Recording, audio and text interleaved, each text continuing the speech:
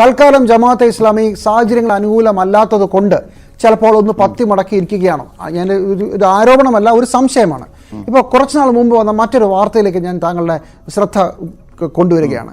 ഭരണഘടനാ ഭേദഗതി ചെയ്യുന്നു, ദൈവേതര ഭരണകൂടത്തിൽ മുഖ്യ ചുമതലകൾ വഹിക്കുന്നതിൽ നിന്ന് ഒഴിവാകണമെന്നും നിയമനിർമ്മാണ സഭകളുടെ അംഗങ്ങളാകരുതെന്നും നീതിന്യായ വ്യവസ്ഥകളിൽ ഉദ്യോഗസ്ഥരാകരുതെന്നും നിർദ്ദേശിക്കുന്ന ജമാഅത്തെ ഇസ്ലാമിയുടെ ഭരണഘടനയിലെ ഭാഗങ്ങൾ ഭേദഗതി വരുത്തി. ഇത് 2023 കാലഘട്ടങ്ങളിലാണ് ഞാൻ ഈ പത്രവാർത്ത വായിക്കുന്നത്.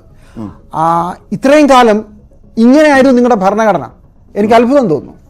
അതിനകത്ത് ജിമ്മി, ഒരു സംഘടന രൂപപ്പെടുന്ന ഒരു ഘട്ടത്തിൽ, ഇസ്ലാമിക ഒരു നവജാഗരണ പ്രസ്ഥാനം രൂപപ്പെടുന്ന ഒരു ഘട്ടത്തിൽ ആ ഇസ്ലാമിക് ഐഡിയോളജി എന്ന് പറയുന്നത് ആചാരങ്ങളും അനുഷ്ഠാനങ്ങളുമാണ് എന്ന് തെറ്റിദ്ധരിക്കപ്പെട്ട ഒരു സമൂഹത്തിനകത്ത് ഇസ്ലാമിനെ ഒരു ഐഡിയോളജിക്കൽ പെർസ്പെക്റ്റീവിൽ അവതരിപ്പിക്കുന്ന ഒരു കാലഘട്ടത്തിൽ അത്തരം കാര്യങ്ങളിൽ അകലം പാലിക്കുകയും അതിനോട് എൻഗേജ് ചെയ്യുകയും. ഇപ്പം നമ്മൾ ചർച്ച ചെയ്യുന്നത് എന്താ? ജമാഅത്തെ ഇസ്ലാമിയുടെ ജനാധിപത്യത്തിലുള്ള എൻഗേജ്മെൻറ്റിനെ കുറിച്ചാണ്. 23 ഭരണഘടന ഭേദഗതി ചെയ്തു എന്ന് നിങ്ങൾ പറയുന്നുണ്ടല്ലോ, 21. നേരെ മറിച്ച് 77കൾക്ക് ശേഷം ജമാഅത്തെ ഇസ്ലാമി ജനാധിപത്യത്തിൽ നിറഞ്ഞു നിൽക്കുന്ന ഒരു പ്രസ്ഥാനമല്ലേ? അതേസമയം ഒരു സംഘടന ആഭ്യന്തരമായി അതിൻ്റെ സംഘടനാപരമായി എടുക്കുന്ന ചില ക്രമീകരണങ്ങളും അതുപോലെ തന്നെ ആശയ വ്യക്തതയ്ക്ക് വേണ്ടി സ്വീകരിക്കുന്ന അകലങ്ങളും ഒക്കെ ആ രീതിയിലേ കാണേണ്ടതുള്ളൂ.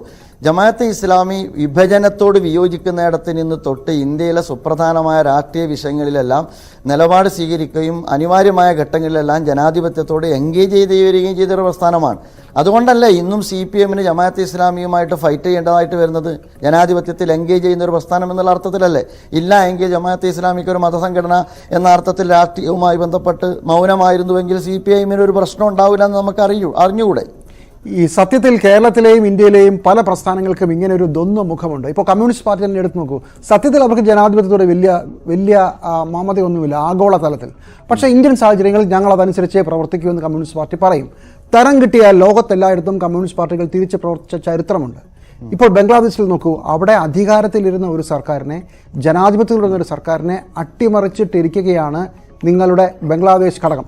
അങ്ങനെ ഞാൻ പറയുന്നില്ല, ജമാഅത്തെ ഇസ്ലാമി ബംഗ്ലാദേശ്. നിങ്ങൾ നേരിട്ട് ബന്ധമൊന്നുമില്ല. അവസരം കിട്ടിയാൽ ചിലപ്പോൾ ഇപ്പോൾ പറഞ്ഞുകൊണ്ടിരിക്കുന്നതായിരിക്കില്ല പലരുടെയും തനി സ്വഭാവം, തനി രൂപം.